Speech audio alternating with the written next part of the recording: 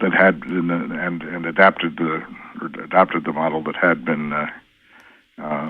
been developed. Historically, the quarterly numbers on the GDP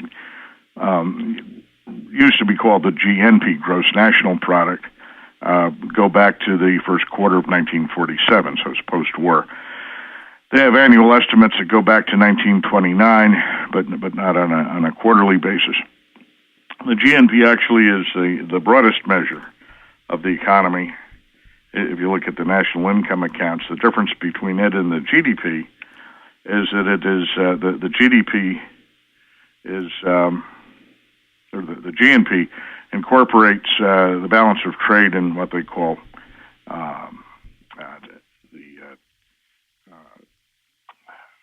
the transfer payments. That basically the payments of interest and dividends on stocks owned by people in the U.S. versus stocks and bonds owned by people outside the U.S. And when you are in a net debtor status basis, the balancer usually is negative. And so if you can take that, if you look at the GDP, it'll tend to be more positive than the GNP. That's why the numbers were shifted to the GDP from what used to be the GNP. How interesting. How did you get into looking at government statistics and how you could get accurate reporting with that? Well, I started as a consulting economist 30 years ago. I developed some unusual, unique models on predicting levels of economic activity. One of my early clients was a large commercial airplane company. They had internally a model that they used for projections of sales based on revenue passenger miles. That was their primary marketing tool, and the model was largely based on what was then referred to as the GNP. I found that, they were complaining their model wasn't working. I looked carefully at the GNP numbers and realized that there was a problem with what was being reported there, tied to terrible reporting lags in the trade deficit. And so what I did is I corrected the numbers for them. Model worked with those corrections, and later the government did revise its GNP numbers to reflect that. But over time now, the government's numbers have become so massaged and modeled. Again, they're useless for forecasting what's happening in the real world. But I realized at that time I had to know what was going on with the data, and I talked with a number of clients I had and people I knew had been involved in the system and looked into it over time. And what I found was that there are basically two ways that the numbers have been misstated over time, effectively manipulated. The first way is what most people think of when you talk about manipulated statistics, and that is where you have a particular event. And keep in mind that modern economic reporting started after World War II. Before World War II, the only thing you had was a crude industrial production index published by the Fed. Most people looked at the stock market as an indicator of what was happening in the economy. When the Great Depression hit, no one really had a good sense as to how bad it was until well after the fact. I mean, they knew things were bad, but they didn't have any good measurements of what was happening. But so you figure, by the late 40s, these popular numbers that we see today had been introduced. It took politicians about a decade to really start playing with them. And as early as the Kennedy administration, you saw some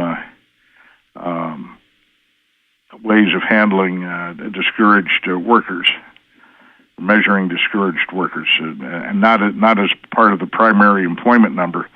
These are people who were unemployed by every definition, except they hadn't looked for work in the last 4 weeks because they'd given up looking for work because there are no jobs to be had.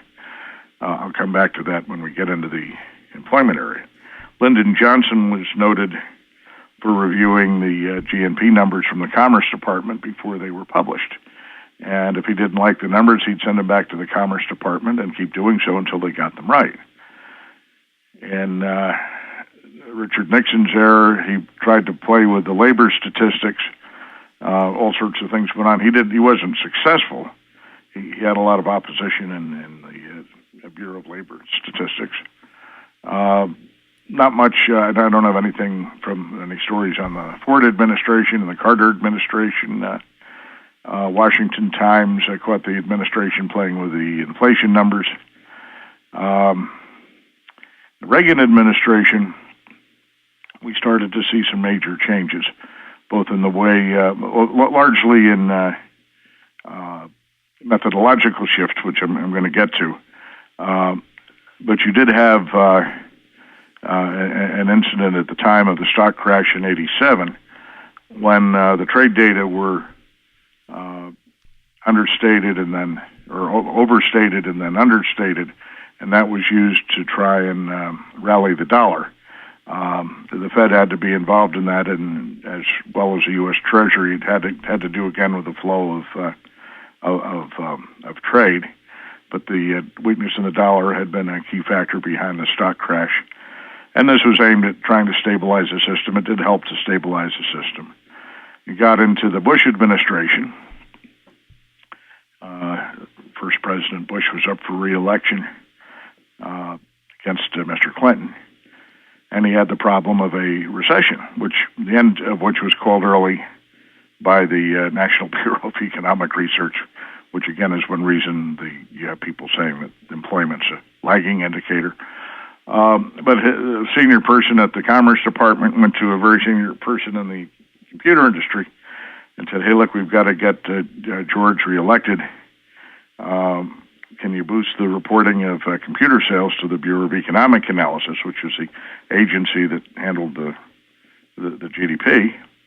They did. The reported numbers improved. The computer is a very big portion of the GDP, particularly with the way the numbers are now deflated.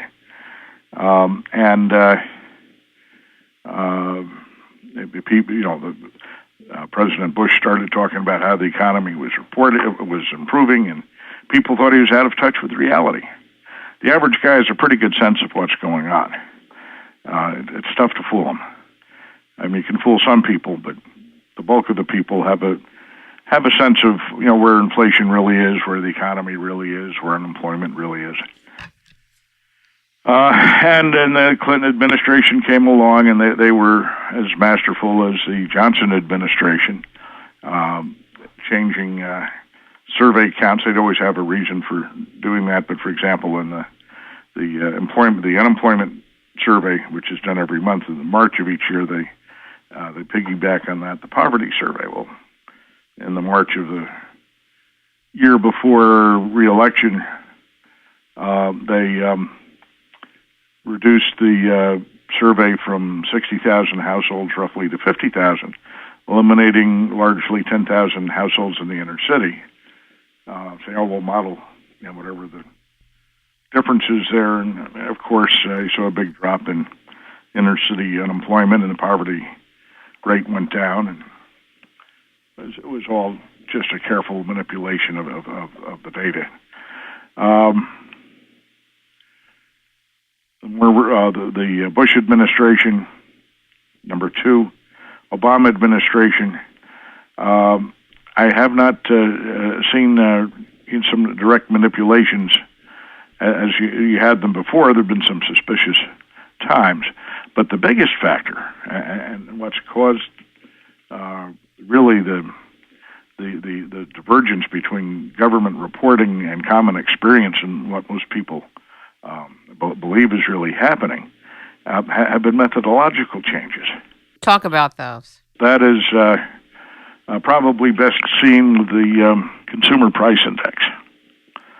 Now, the Consumer Price Index actually has been in existence in some form back into the late 1800s, but it became popular as a way of adjusting wages and such as the auto unions negotiated contracts with a CPI measurement for wage increases. Can you talk to us about what the Consumer Price Index is meant to do and